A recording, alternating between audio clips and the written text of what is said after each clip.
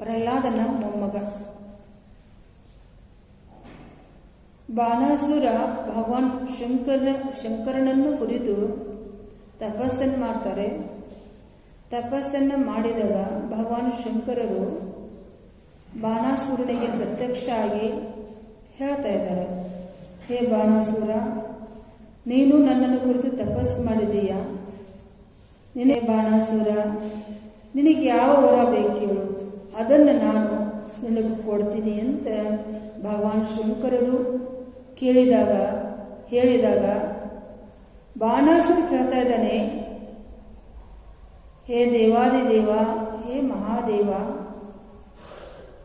ನೀವು ನನ್ನ ಭಕ್ತಿಗೆ ತಪಸ್ಸಿಗೆ ನೀವು ಒಲಿದಿದ್ದಾದರೆ ನೀವು ನಿಮ್ಮ ಪರಿವಾರ ಸಹಿತ, ಪರಿವಾರ ಅಂತಂದ್ರೆ ಪಾರ್ವತಿ ದೇವಿ, ಗಣೇಶ, ಕಾರ್ತಿಕೇಯ, ನಿನ್ನ ಕುಟುಂಬ ಸಹಿತವಾಗಿ ನೀನು ನನ್ನ ಅರಮನೆಯ ಬಾಗಿಲವನ್ನು ಕಾಯಬೇಕು.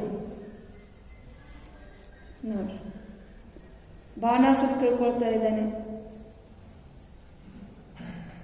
ಭಗವಾನ್ ಶಂಕರ ಮಹಾದೇವ ತಥಾಸ್ತು ಅಂತ ಹೇಳಿದ.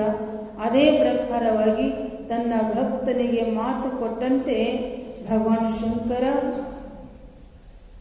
ಆಮೇಲೆ ಪಾರ್ವತಿ ದೇವಿ, ಕಾರ್ತಿಕೇಯ, ಗಣೇಶ ಎಲ್ಲರೂ ಬಂದು ಆ ಭಕ್ತನಾಗಿರುವ ಬಾಣಾಸುರನ ಬಾಗಿಲವನ್ನು ಕಾಯ್ತಾರೆ. ಭಕ್ತಿಗೆ ಒಲಿದ ಭಗವಂತ ಏನೆಲ್ಲವನ್ನು ಮಾಡ್ತಾನೆ, ಸೇವಾ ತನ್ನ ಭಕ್ತರಿಗೋಸ್ಕರವಾಗಿ. ಆದರೆ ಆತನಿಗೆ ನಾವು ಅನನ್ಯವಾಗಿ ಶರಣಾಗತರಾಗಬೇಕಷ್ಟೇ. ಶರಣಾಗತರ ಆದಿವಿ ಅಂತಂದ್ರೆ ನಾವು ಸಂಪೂರ್ಣವಾಗಿ ಪರಮಾತ್ಮನಿಗೆ ನಾವು ಸಮರ್ಪಣೆಯನ್ನು ಮಾಡ್ಕೊಂಡಿವಿ ಅಂತಂದ್ರೆ, ಹೇಗೆ ತಾಯಿಗೆ ಮಗು ಸಂಪೂರ್ಣವಾಗಿ ಸಮರ್ಪಣೆ ಆಗಿರ್ತದೆಯೋ ಹಾಗೆಯೇ ನಾವು ಕೂಡ ಭಗವಂತನಿಗೆ ಸಮರ್ಪಣೆಯನ್ನು ಮಾಡಿಕೊಂಡ್ವಿ ಅಂತಂದ್ರೆ ಪರಮಾತ್ಮ ನಮ್ಮನ್ನು ಅವಶ್ಯವಾಗಿ ಎಲ್ಲ ರೀತಿಯಿಂದಲೂ ನಮ್ಮನ್ನು ರಕ್ಷಣೆಯನ್ನು ಮಾಡ್ತಾನೆ.